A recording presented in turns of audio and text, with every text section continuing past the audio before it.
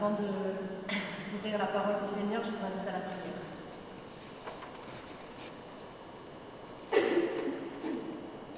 Seigneur, nous voulons te bénir pour ton appel qui nous a réunis ici aujourd'hui, en cette fin d'après-midi. Merci pour ta grâce et ta présence dans nos vies. Merci parce que nous sommes venus t'adorer d'une même voix et écouter ta parole. Nous te prions, Seigneur, que ton esprit soit sur nous et en nous, pour qu'à l'écoute de cette parole, nous puissions vraiment t'entendre toi nous parler, Seigneur, et que cette parole ne revienne pas à toi sans effet, mais qu'au contraire, elle produise en nous le vouloir et le faire, pour ta seule gloire. Au nom de Jésus.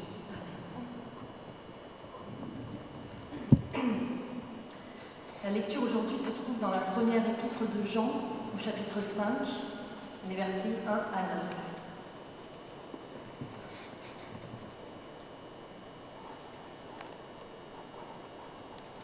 Quiconque croit que Jésus est le Christ est né de Dieu, et quiconque aime celui qui l'a engendré aime aussi celui qui est né de lui. À ceci, nous reconnaissons que nous aimons les enfants de Dieu, quand nous aimons Dieu et que nous pratiquons ses commandements. Car l'amour de Dieu consiste à garder ses commandements. Et ses commandements ne sont pas pénibles, parce que tout ce qui est né de Dieu triomphe du monde. Et voici la victoire qui triomphe du monde, notre foi. Qui est celui qui triomphe du monde, sinon celui qui croit que Jésus est le Fils de Dieu? C'est lui, Jésus-Christ, qui est venu avec de l'eau et du sang. Non avec l'eau seulement, mais avec l'eau et avec le sang. Et c'est l'Esprit qui rend témoignage, parce que l'Esprit est la vérité. Car il y en a trois qui rendent témoignage, et ces trois sont un. L'Esprit, l'eau et le sang, et les trois sont d'accord. Si nous recevons le témoignage des hommes, le témoignage de Dieu est plus grand. Car voici le témoignage de Dieu, c'est qu'il rend témoignage à son Fils. Jusqu'ici, la lecture de la parole de Dieu. L'apôtre Jean a écrit cette épître au premier temps de l'Église, dans un contexte chargé. En effet, les erreurs de doctrine s'étaient glissées au sein des communautés, insinuant le doute en premier lieu parmi les croyants. Jean veut mettre en garde ici les chrétiens contre les faux docteurs et contre les hérésies qu'ils véhiculent. Il veut aussi les mettre en garde contre l'égarement provoqué par leurs pratiques. Certains enseignaient de cette manière, pensaient qu'ils ne péchaient plus. D'autres vivaient dans un christianisme purement mondain, séparant le salut et la sanctification. Par cette lettre, Jean met en garde les chrétiens, mais plus encore, il veut leur confirmer leur salut et leur foi. Il veut les encourager à persévérer, car ce sont eux qui sont dans la communion sincère avec Dieu, et il va développer en fait de quelle façon ils le sont, pourquoi et comment. Cette pensée de Jean se développe suivant un mouvement en spirale autour d'un thème central en fait, et il revient régulièrement dessus. Et ce thème, c'est celui de notre communion avec Dieu. Il poursuit dans cette épître un but qui est en fait triple. Sa joie et celle de ses collaborateurs, c'est le premier. Le deuxième, la résistance au péché chez ses lecteurs. Et enfin, la possibilité pour eux d'être sûrs de leur salut. Dans ce passage que nous venons de lire, il va développer deux points qui sont la véritable communion avec Dieu, manifestée entre les frères par l'amour et l'obéissance. Et les fruits de cette authentique communion avec Dieu et les frères, rendent le chrétien victorieux du monde. Alors en fait, il développe ces points pour servir une réalité qui est que la foi dans le Fils de Dieu, c'est justement la racine de l'amour. C'est ainsi qu'il commence son passage par la caractéristique de la nouvelle naissance, par la foi en Jésus-Christ, Fils de Dieu. L'homme devient enfant de Dieu. Et il devient donc un frère pour quiconque aime Dieu. Car, dit-il, on ne peut prétendre aimer Dieu sans aimer ceux dont il est le Père. Être né de Dieu, c'est le commencement d'une vie surnaturelle reçue de Dieu, une vie qui nous lie avec les autres croyants, qui deviennent nos frères, puisque nous avons un même Père. En fait, toute cette première épître de Jean développe ça, il revient là-dessus régulièrement. Et il continue, Jean, de nous interpeller en nous disant que ce n'est pas parce que nous aimons Dieu que nous aimons nos frères, ce qu'on a quand même l'habitude d'entendre, mais ici, nous aimons nos frères si nous aimons Dieu. Ce qui est quand même un renversement de situation par rapport à nos habitudes. On a l'habitude de l'inverse et il le dit à d'autres moments, mais c'est ici qu'il présente les choses de cette façon-là. L'apôtre présente ainsi l'unité étroite entre la dimension horizontale de l'amour, qui est l'amour des frères, et sa dimension verticale, l'amour pour Dieu. Évidemment, l'amour pour les frères découle de l'amour pour Dieu, il en est l'expression. Et le chrétien, en effet, aime ses frères en tant qu'enfant de Dieu. C'est toute la difficulté de ce développement de Jean. On aime l'entendre dire que Dieu nous aime. On va jusqu'à aimer aussi le fait de devoir aimer Dieu. Quand il s'agit d'aimer les autres, c'est un petit peu plus compliqué. Même si on sait que la logique est là. Mais dans les faits, dans la pratique, c'est plus difficile. Mais du coup, il vient présenter le fait que l'amour que l'on est appelé à manifester pour les autres s'enracine dans notre foi et pas dans un vouloir. C'est le cœur de ce texte. Et d'autre part, le critère d'authenticité, si on peut dire, de l'amour pour Dieu, eh bien, pour Jean, elle est toujours l'accomplissement de la volonté de Dieu, l'observation de ses commandements. Et justement, ces commandements, précisément, prescrivent l'amour fraternel. Ainsi, cet amour qui est développé ici, et particulièrement au verset 3, peut se définir de trois manières. L'amour que l'Éternel éprouve pour ses créatures, celui que lui nous inspire à leur égard, et celui que nous ressentons pour Dieu en retour de tous ses bienfaits. Et c'est ce dernier sens qui s'exprime plus particulièrement dans ce verset 3. Il va ainsi développer le fait que aimer et obéir sont indissociables. Un amour qui n'obéit pas s'annule lui-même. Voilà le fond de la pensée de Jean. Et en fait, on se rend bien compte qu'on ne peut rien offrir à Dieu sinon notre obéissance. Et en fait, c'est tout ce que Dieu attend de nous. L'amour réel ne consiste pas à se rendre esclave des autres, mais au contraire à rechercher ce qui peut les rapprocher de Dieu, pour leur bien. Ainsi, si nous n'aimons pas Dieu, eh bien évidemment, nous ne pouvons pas aimer véritablement nos frères. En fait, il est en train de nous dire que notre amour pour Dieu doit être si puissant et si incontestable qu'il nous fournisse la preuve de notre amour pour les enfants de Dieu. Ainsi, chaque acte d'amour pour Dieu, et du coup nous allons le voir, chaque acte d'obéissance, va amener chez le chrétien une nouvelle certitude de son amour pour les autres, pour les enfants de Dieu. Ainsi, il avance en nous disant « Nous n'aimons réellement les enfants de Dieu que quand nous sommes aussi obéissants au commandement de Dieu. » L'amour est fidèle, fidèle à l'égard de la volonté révélée de Dieu. L'amour ne prend pas le péché à la légère, il n'excuse pas le mal. Là, on dirait que je suis en train de lire 1 Corinthiens 13.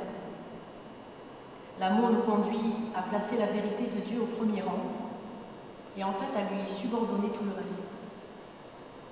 Ainsi, je n'aime pas mon frère quand j'excuse son faux comportement ou que j'approuve pour avoir la paix ce qui contredit directement la volonté de Dieu. Est-ce de l'amour pour mon frère quand je le suis dans une mauvaise voie ou qu'à cause de lui je prends une place fausse même si ce n'est que pour un peu de temps ou juste en passant?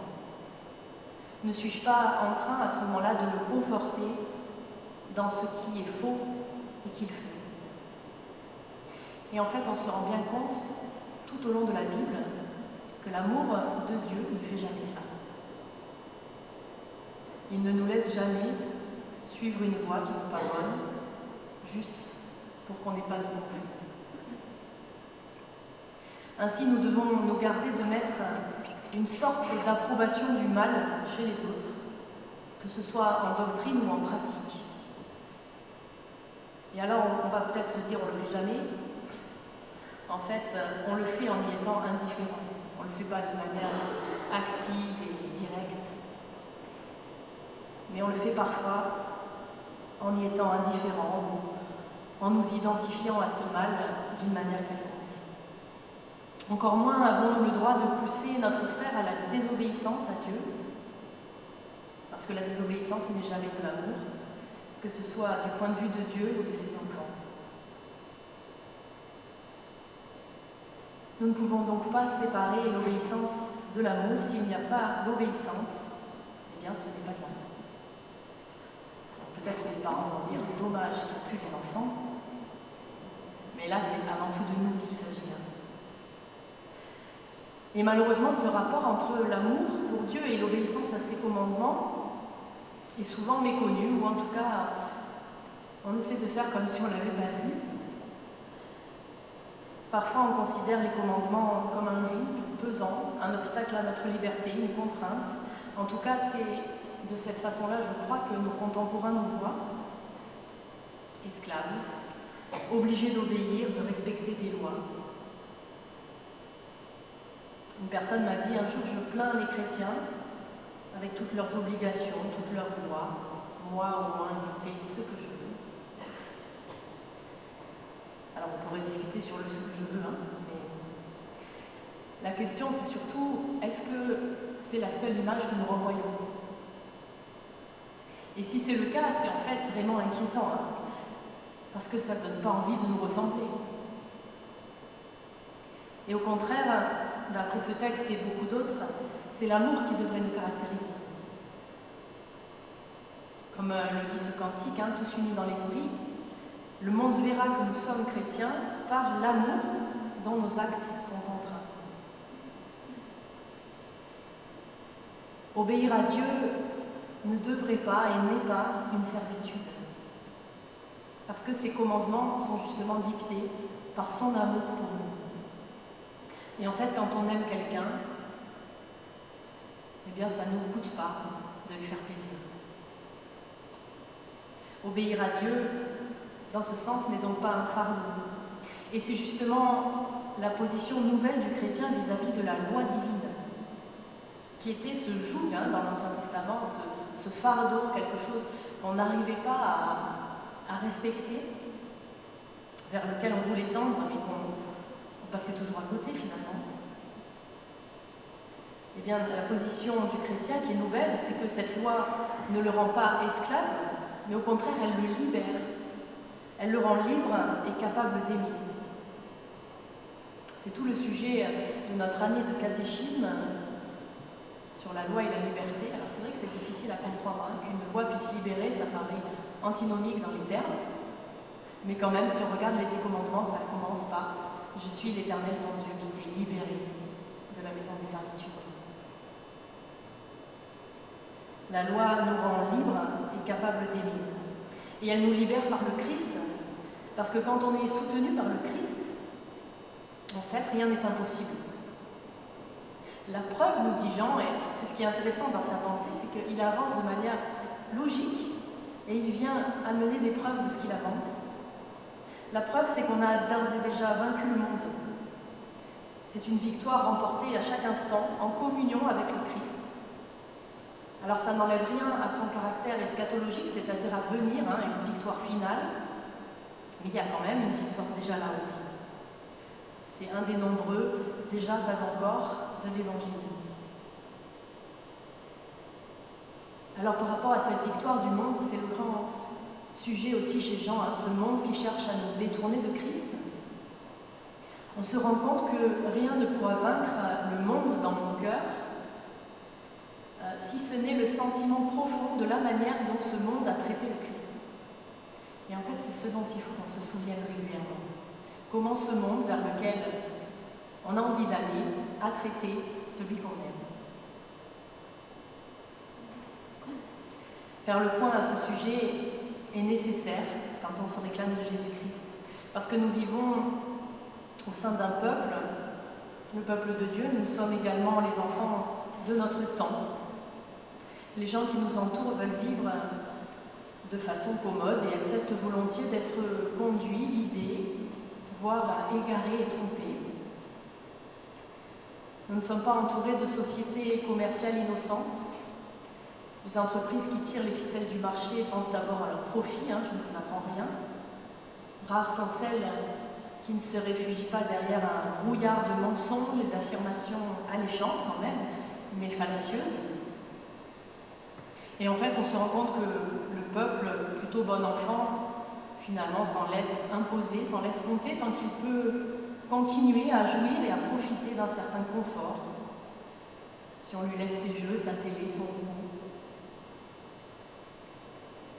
Servons-nous du vocabulaire de Jean, à ses yeux, le danger pour nous chrétiens, c'est de faire partie du monde, de penser sans plus et automatiquement que nous appartenons en plein à ce monde-ci, alors que par le baptême et la foi, nous appartenons au monde de Dieu. Or, le monde dans lequel nous baignons fait tout en fait pour nous enfermer chez lui, pour restreindre notre horizon, pour que nous marchions à vue dans un brouillard épais et qui est quand même savamment entretenu aussi.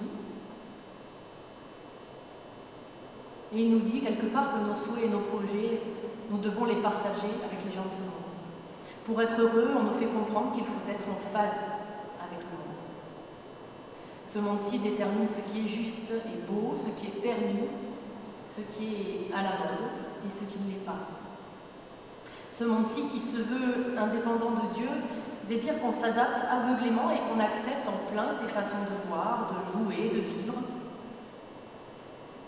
Et si nous nous laissons faire et manipuler, en fait, nous perdons petit à petit le contact avec le monde de Dieu auquel nous appartenons.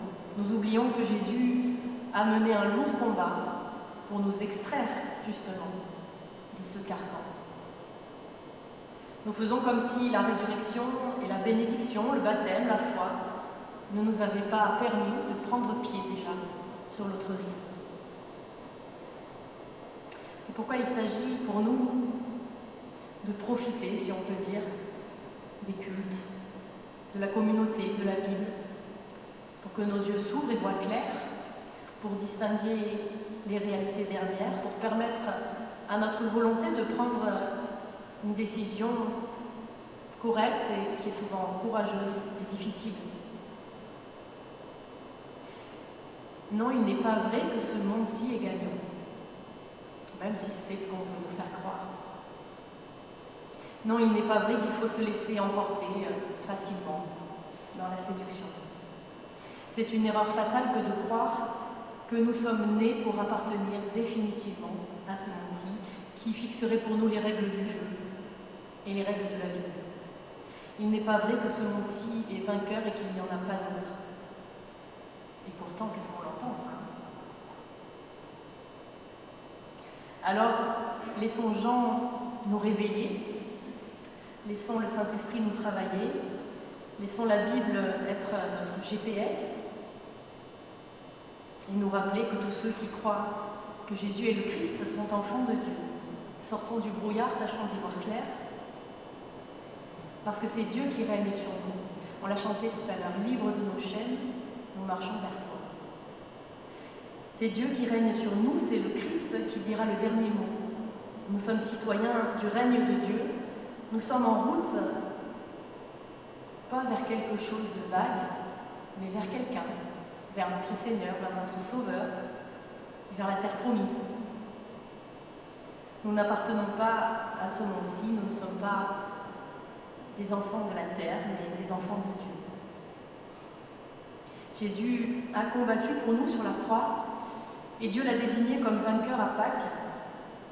Et appartenir à Jésus, faire partie de son équipe, de son Église, c'est être vainqueur avec lui. C'est voir le soleil au-dessus des nuages, c'est pouvoir nous réjouir et chanter, même si nous avons encore froid aux pieds. Je crois que c'est d'actualité là aujourd'hui.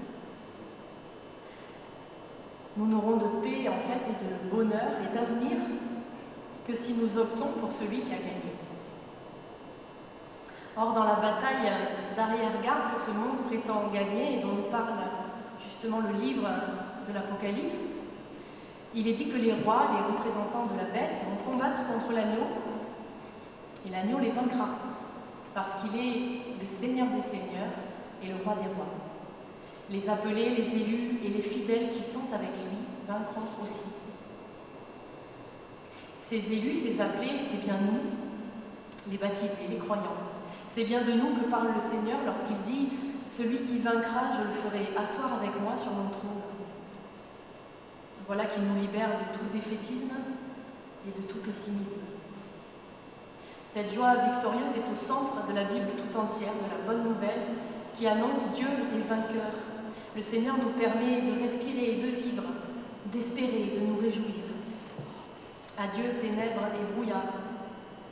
Même si le monde s'enfle d'orgueil, même s'il redouble d'effronterie et de mépris, nous ne sommes pas dupes, son temps est compté. Notre Maître est vivant, il est celui qui ouvre et personne ne fermera. Il est celui qui pardonne et personne n'accusera. Il est celui qui nous a saisis par la main et personne ne pourra nous séparer de lui.